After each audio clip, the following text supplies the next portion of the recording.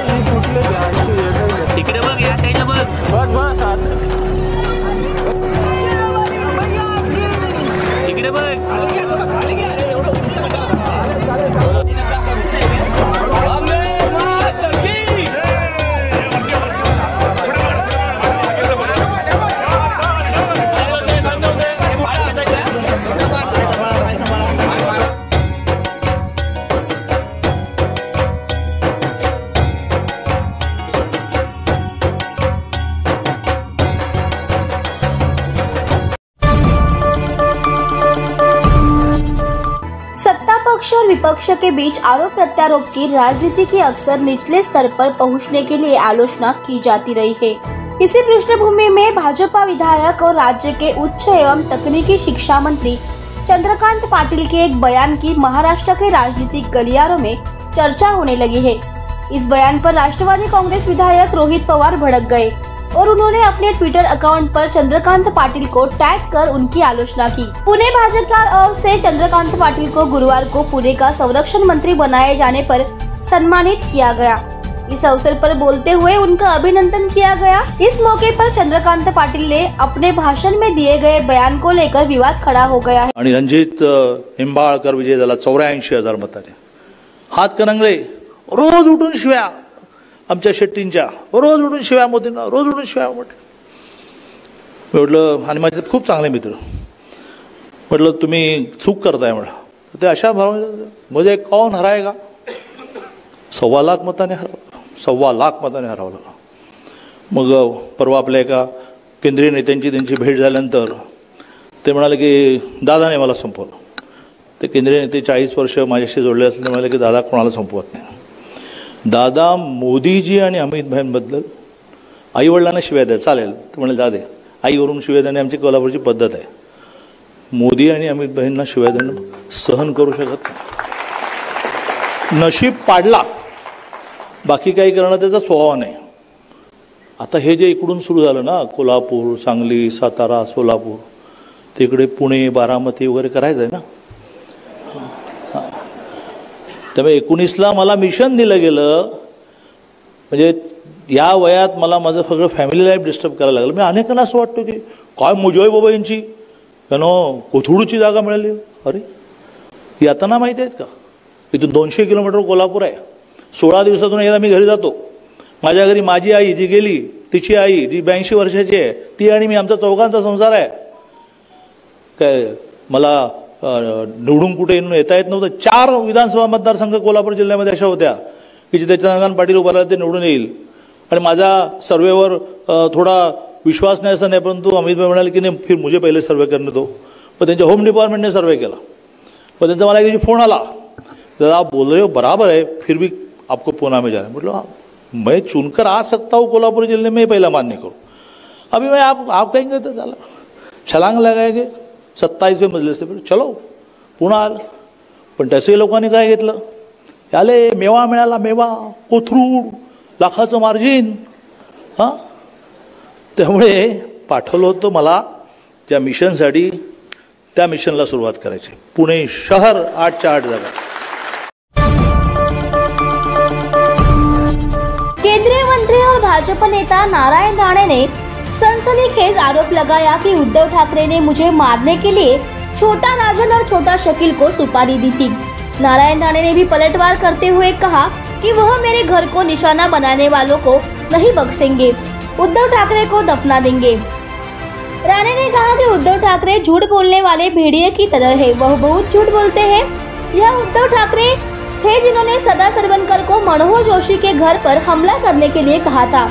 मुझे मारने के लिए छोटा राजन और छोटा शकील को सुपारी दी गई थी.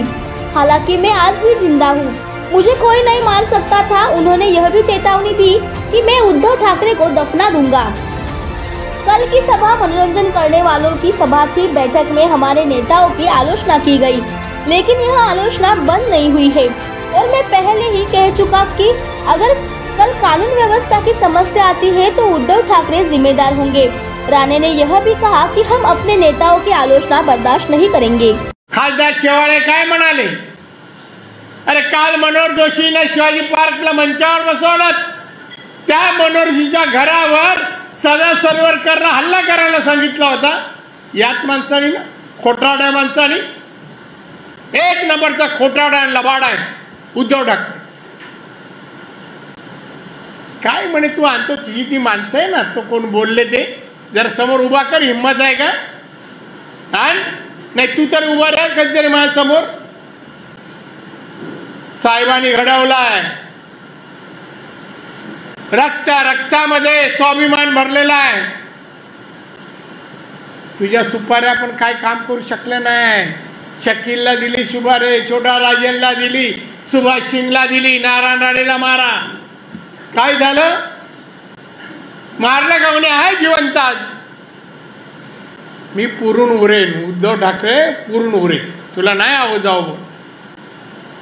कोणासाठी नाही मारायला, एकनाथ शिंदेवर काय बोललं, एकनाथ शिंदेवर कोणावर बोलाव. त्याला म्हणे पद दिली, मंत्रीपद केली, अमुक. मेहरबानी तू करतोस काय?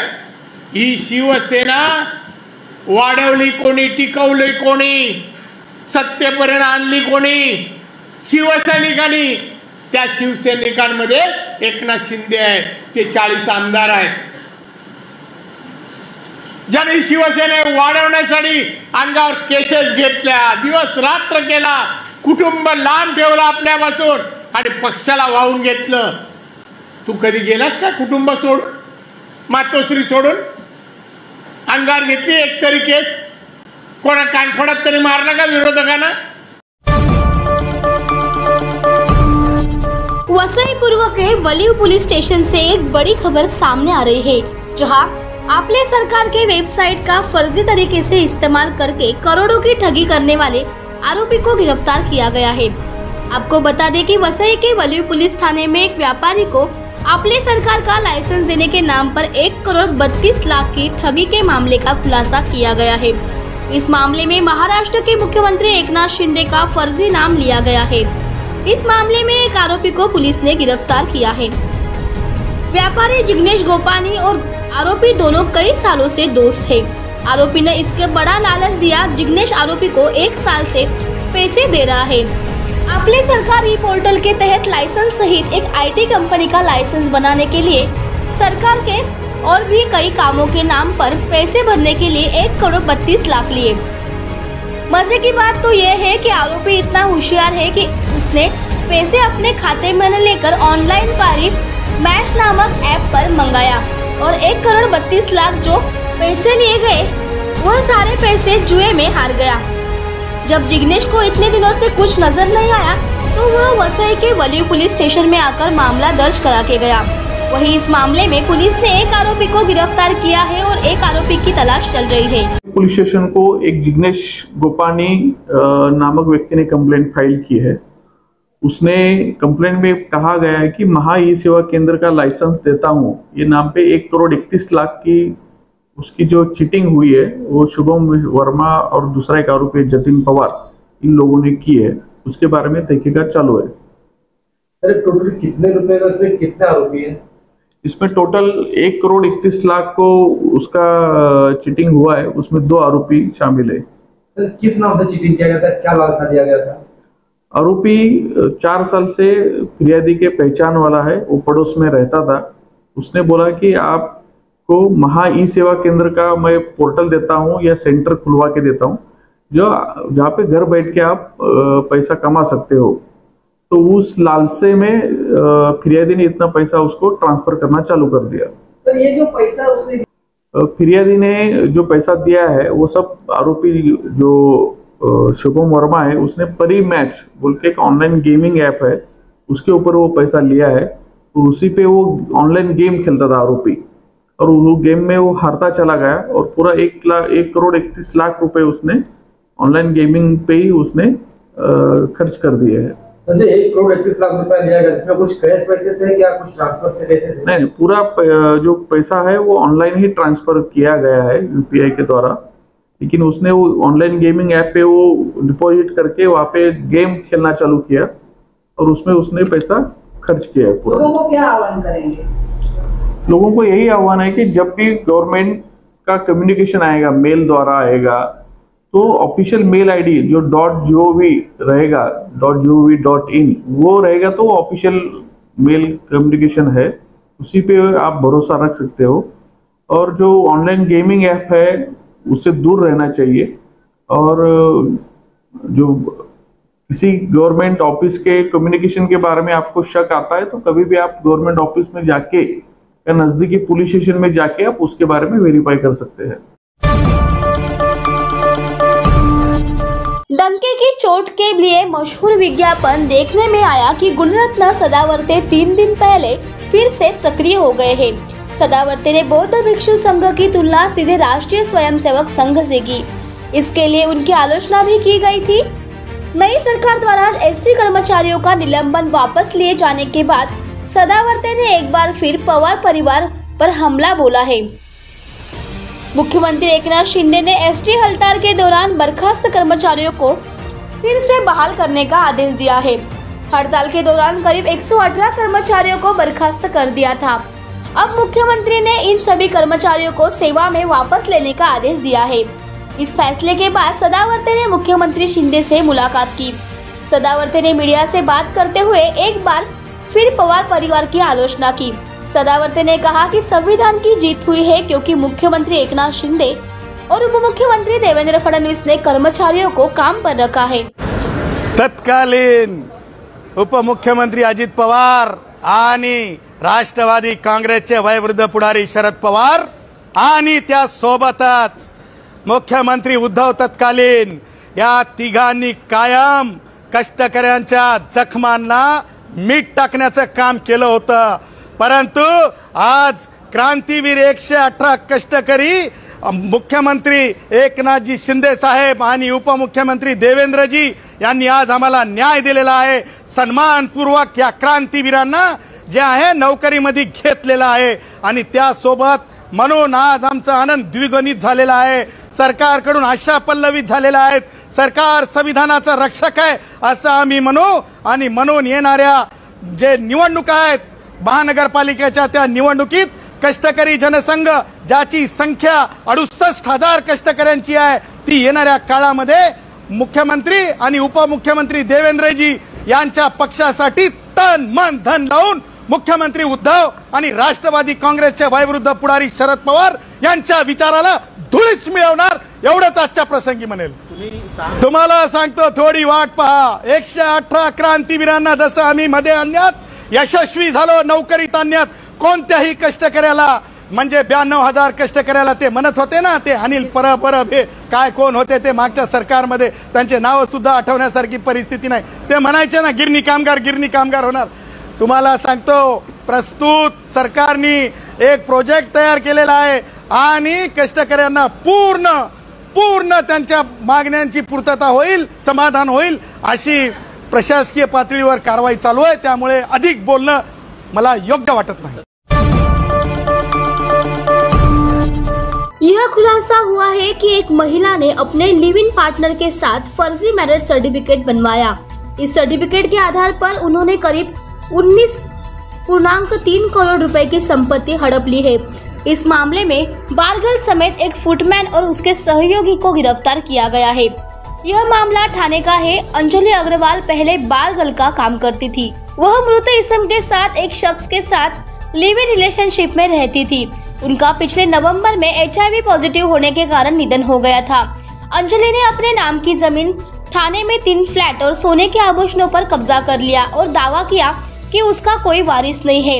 इस इस्म की कभी शादी नहीं हुई थी। हालांकि अंजलि ने थॉमसन गोडपावर एक पुजारी और उसके सहयोगी महेश काटकर की मदद से एक विवाह प्रमाण पत्र बनाया। इस बात से मृत इस्म की मां नाराज हो गई और अंजलि का घड़ा टूट गया। उसने अंजलि के खिलाफ पुलिस में शिकायत दर्ज कराई थी। पुलिस उसे फर्जी मैरिज सर्टिफिकेट देने और उसी के आधार पर संपत्ति जब्त करने के आरोप में गिरफ्तार कर लिए है। उसके आधार पर साथ ही थॉमसन और महेश दोनों को गिरफ्तार किया गया है। खंडणी पथकाकडे सुरेश पापडे यांनी तक्रार दिली की त्यांचा मुलगा अनिल पापडे हा मयत झाल्यानंतर अंजली अग्रवाल नावाच्या महिलेने त्याच्यासोबत लग्न झाल्याचे दाखवून बनावट प्रमाणपत्र तयार करून त्यांची फ्लॅट मोकळी जागा सोन्या चांदीचे दागिने असे 19.70 कोटी रुपयाची मालमत्ता हडप केलेली आहे अशी तक्रार दिली। त्या तक्रारीनंतर आम्ही त्या प्रमाणपत्राची सत्यता पडताळली असता ते प्रमाणपत्र बनावट असल्याचे निदर्शनास आल्याने अंजली अग्रवाल व तिचे साथीदाराविरुद्ध नौपाडा पोलीस ठाण्यात गुन्हा दाखल केला। गुन्ह्याच्या तपासामध्ये अंजली अग्रवाल ही साध्य केल्यानंतर तिला प्रमाणपत्र बनवून देणारा थॉमस गोडपवार व त्याला मदत करणारा महेश काटकर या 2 आरोपींना अटक केलेली आहे। त्या तिघांचा 7 ऑक्टोबर पर्यंत पोलीस कस्टडी रिमांड आहे। सर हे जे आरोपी अरेस्ट करण्यात आले यांचा बॅकग्राऊंड काय नेमके काय करायचे लोक? अंजली अग्रवाल जी आहे ती पूर्वी बारमध्ये काम करत होती। महेश गोडपवार आहे थॉमस गोडपवार हा चर्चमध्ये फादर म्हणून काम करत आहे आणि महेश काटकर हा ठाणे येथे एजंटच काम करत आहे। या गुन्ह्याचा तपास सुरू आहे। तपासामध्ये आणखी आरोपी निष्पन्न होण्याची शक्यता आहे।